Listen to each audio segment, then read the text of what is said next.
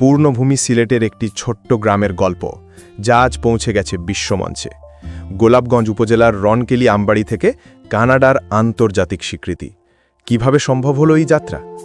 এই গল্প একজন মানুষের, যিনি প্রবাসে থেকেও ভুলে যাননি নিজের শেকড়।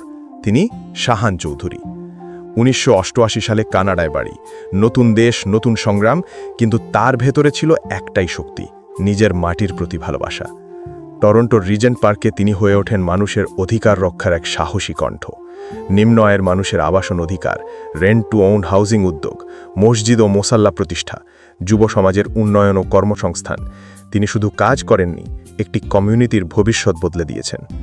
তিনি যুক্ত ছিলেন Regent Park Bangladesh community RBC, Islamic খাদিম কমিটি 260 সমাজ, Regent Park tenants rights association RPTRA এবং 2 বার নির্বাচিত টিসিএইচসি টেনেন্ট কাউন্সিলর।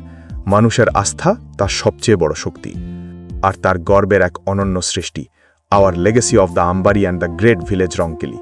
এই ম্যাগাজিন আজ আন্তর্জাতিকভাবে স্বীকৃত, বিশ্বের রাজনীতিবিদ ও সম্মানিত ব্যক্তিদের প্রশংসা অর্জন করেছে। একটি গ্রামের ইতিহাস আজ বিশ্বমঞ্চে। এই অনুপ্রেরণার শেকড় তার পরিবারে। তার পিতা মরহুম এহিয়া আহমদ চৌধুরী ছিলেন একজন শিক্ষানুরাগী ও সমাজ গঠনের পথিকৃৎ। তিনি প্রতিষ্ঠা করেছিলেন গোলাপগঞ্জ জামিয়া ইসলামিয়া স্কুল এবং এহিয়া খামার। সেই আদর্শই আজ ছড়িয়ে পড়েছে সন্তানের মাধ্যমে বিশ্বে। শুধু সমাজসেবক নয়, তিনি একজন আদর্শ পিতাও, যার পরিবার আলোকিত, একজন মাওলানা সন্তান এবং 2 জন হাফেজে কোরআন। তার বিশ্বাস, প্রবাসের সাফল্য তখনই পূর্ণতা পায় যখন তা নিজের দেশের মানুষের কাজে লাগে। এই গল্প শুধু একজন মানুষের নয়, এটি সিলেটের গর্ব, আমাদের পরিচয়। এই অনুপ্রেরণার গল্পটি শেয়ার করুন, যেন পুরো বিশ্ব জানতে পারে রনকেলি আমবাড়ির এই গর্বিত সন্তানের কথা।